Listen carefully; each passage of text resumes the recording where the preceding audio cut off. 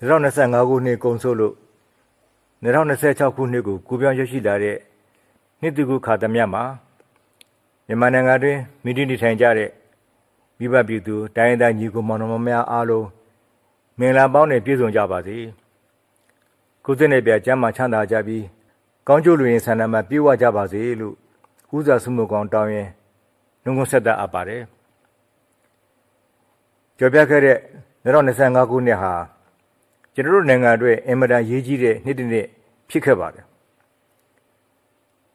2021 ခုနှစ်ဖေဖော်ဝါရီလ 1 ရက်နေ့မှာနိုင်ငံတော်ကိုအရေးပေါ်အခြေအနေထုတ်ပြန်ကြေညာစဉ်ကပါရှိခဲ့တဲ့ကိစ္စရပ်အားလုံးကိုကျွန်တော်တို့အနေနဲ့အောင်မြင်စွာဖြည့်ရှင်းဆောင်ရွက်နိုင်ခဲ့ပါတယ်နိုင်ငံတော်ကိုပါတီစုံဒီမိုကရေစီလမ်းကြောင်းတိုင်းဆက်လက်ရှောင်လွှမ်းနိုင်ဖို့အတွက်အထူးရွေးကောက်ပွဲတရားမဖြစ်မနေကျင်းပပေးဖို့လိုပါတယ်။ဒါကြောင့်နိုင်ငံတော်ကိုအရေးပေါ်အခြေအနေကြီးညာထားခြင်းကရုပ်သိမ်းပေးနိုင်ဖို့နဲ့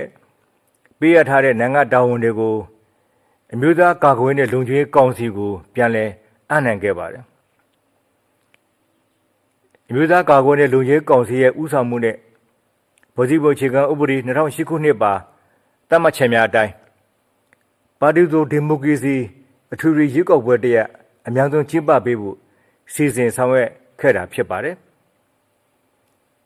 ဒီရွေးကောက်ပွဲကိုလွတ်လပ်ပြီးတရားမျှတမှုအပြည့်ရှိတဲ့ရွေးကောက်ပွဲဖြစ်စေဖို့အတွက်ပြည်တွင်းပြည်ပကရွေးကောက်ပွဲစောင့်ကြည့်လေ့လာသူတွေကိုလည်းဖိတ်ခေါ်ခဲ့ပါတယ်မဲမတမမှုတွေမဖြစ်ပေါ်စေဖို့အတွက်မြန်မာအီလက်ထရောနစ်မဲပေးဆက် MEVM စက်တွေကိုအသုံးပြုဆောင်ရွက်နေပါတယ်ကျွန်တော်တို့အနေနဲ့နိုင်ငံတော်တာဝန်ရရကိုစတင်ထားဝန်ဆောင်တင်ကြတဲ့က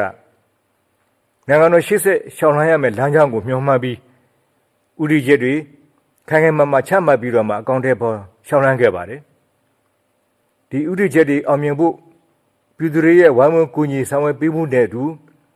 အခုဆိုရင်ကျွန်တော်တို့ပြည်သူအားလုံးလူလာတောင်းတတဲ့ရှောင်လွှမ်းလိုတဲ့